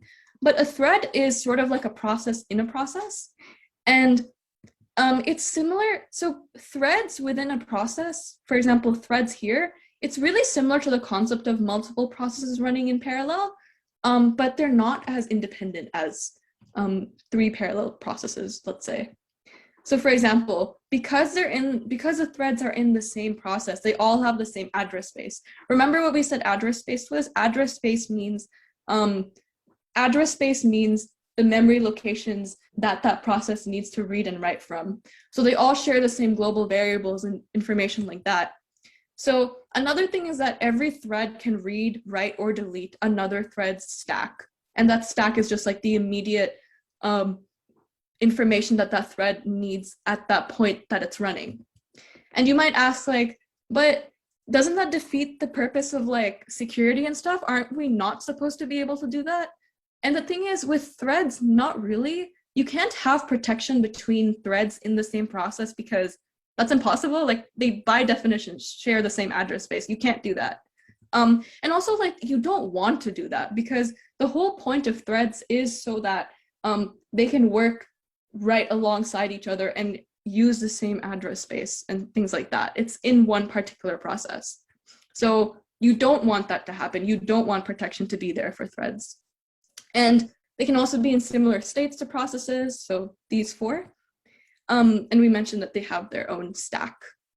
And we might ask, why do we need threads? So the first thing is that they're truly parallel threads of execution. So whereas with multiple processes, they're hopping between CPUs, threads within a process are actually they're actually running in parallel. And also, all of these parallel threads, they share the same address space in all of the data. And that's something that some applications need. So for example, with a word editor, if you want to, the example that we had in the lecture was that if you have a word editor open and you're typing words, but then you want to look for a word in it, you don't want that mechanism of looking or searching for a word and that typing, you don't want them to be done independently. You want to be able to type while you're looking for a word. So these threads of execution are necessary for some applications. And this is just like items that the thread all share. And these are the stuff that's private to each thread that you can look back to. And also threads don't have any resources attached to them like processes do, so they're easier to create and destroy. And in terms of performance, this is important. If you're asked, when are threads better performing than processes, you need to remember that there's no performance gain when threads are CPU bound. What do we mean by that? If we have more threads than there are available space in the CPU, then the threads aren't going to run. Like, there's no point in having more threads if there's no space in the CPU to run. So there's no performance gain when they're CPU bound. However, when there's a lot of input-output going on, remember how we were talking about the fact that we can this is true parallelization? So these 3 different threads might be doing input-output on different disks. So that work has now been divided by 3 if we have 3 threads. So when we have a lot of input-output, that's when we see a lot of performance for threads. So remember that. There's not much performance gain when they're all CPU bound, but when there's a lot of input-output, that's when you really see performances with threads. So the example we mentioned was that when might threads be helpful with performance? And this is a question from the book, which is that writing multiple streams to multiple disks, because those tasks can be done independently but concurrently. Now, quickly with memory management. So there are 2 parts of the memory management. There's a software and the hardware. So with the hardware, with the software, the memory manager keeps track of which parts of memory are in use and allocates memory to processes. And the hardware, the job of the hardware is to make itself seem like it's bigger than it is, so that we can actually run processes that are bigger than the main memory size. And the first way we might allocate access to the main memory is through swapping.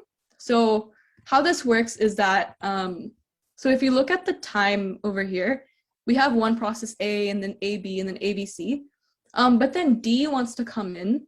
But the thing is, like, there's no space for that process D over here. So it needs to kick out one of the processes. So then it allows D back in. So with swapping, the main thing you should remember is that the entirety of the process is taken out of the main memory, and the entirety of a different process is brought into main memory. And this causes what we call external fragmentation, because remember what happened with D? This process D needed more memory from the main memory than what was available at time slot C. So that's what external fragmentation is. A way we might deal with external fragmentation is virtual memory. So the main memory might not be big enough for some processes to run, because theoretically we might have a process that needs this much memory, you know? So how could we deal with that? And the way that we do that is we make it seem like the software thinks, or the process thinks, that it's all in the main memory, but it's not. And actually what happens is that process is broken up into parts called pages.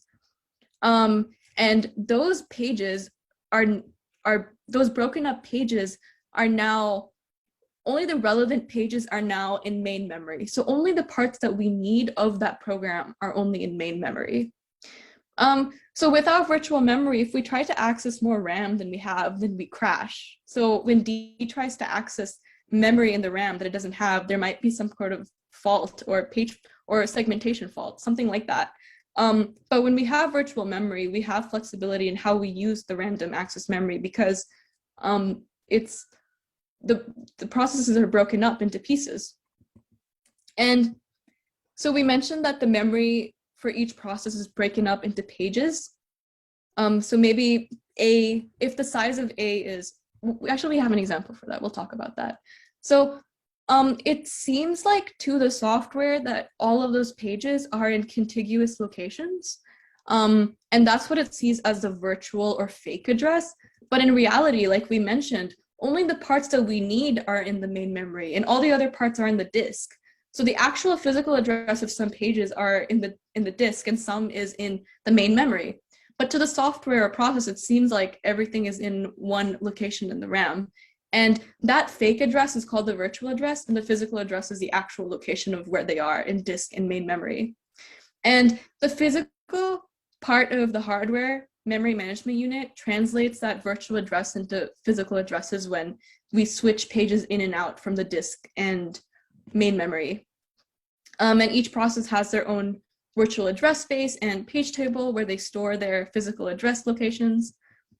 And it transforms that whenever the CPU needs memory from the disk. But the thing is, remember how we said that virtual memory solves the issue of external fragmentation? Well, now it introduces a new problem called internal fragmentation, which is not as bad of a problem as external fragmentation, but it's still a problem. So the amount of memory that a particular process might need is not exactly like, sometimes it's not an exact multiple of the page size. So for example, if a process size is 220 kilobytes and the page size is 50 kilobytes, that means we need 5 pages of memory for that process in the RAM, but the last page has an extra 30 kilobytes that it doesn't need. So in that case, when you allocate that page size of 50 kilobytes to the remaining 20 bytes in that kilobytes in that process, then those 30 kilobytes are just unused. So that's what we call internal fragmentation. There's leftover space in the actual page of that process, not the main memory. So external fragmentation is to do with memory remaining in main memory. Internal fragmentation means space left over in the page. Okay, wow, we actually did it. We finished operating systems. Yay! Does anyone have any questions? Would a waiting state only be caused by an interruption?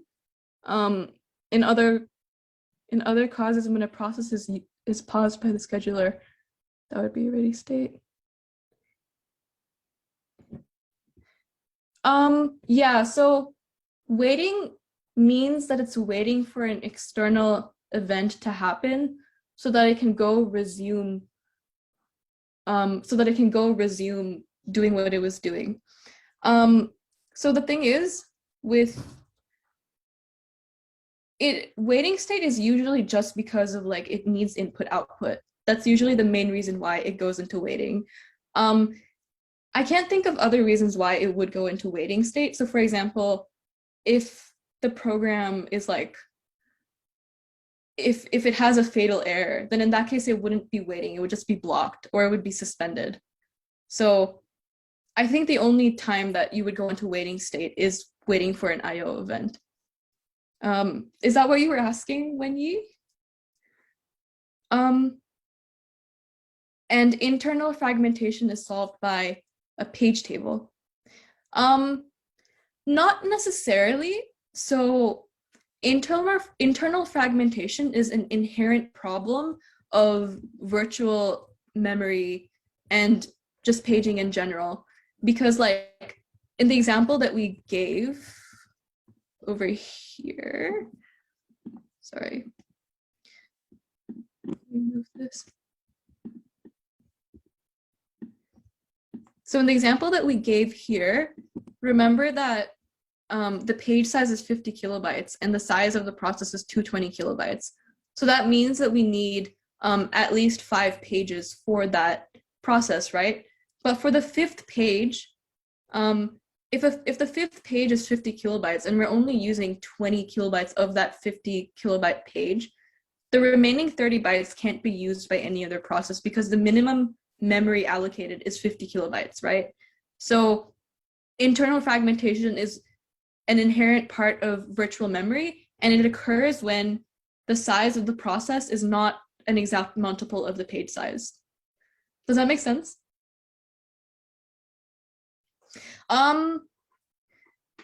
It depends. There's no really way to solve internal fragmentation. It's just kind of like, how can you make the page size as optimal as possible to avoid page size, what's the word? Page, oh my God, I had a brain fuck. What was I saying? I had a brain fuck. Yeah, so sorry, I was saying that when a process has, so that example that we gave, we can't avoid internal fragmentation completely. We can have page sizes that minimize internal fragmentation. So like, I think the number that we usually use is like 128 kilobytes, but like, there's really no way to completely fix it. Yeah. Cool. Wow. Thanks, you're all so nice to me. Sorry, I took a little bit longer than I wanted to, but thanks all of you for coming. And if you have any questions, let me know.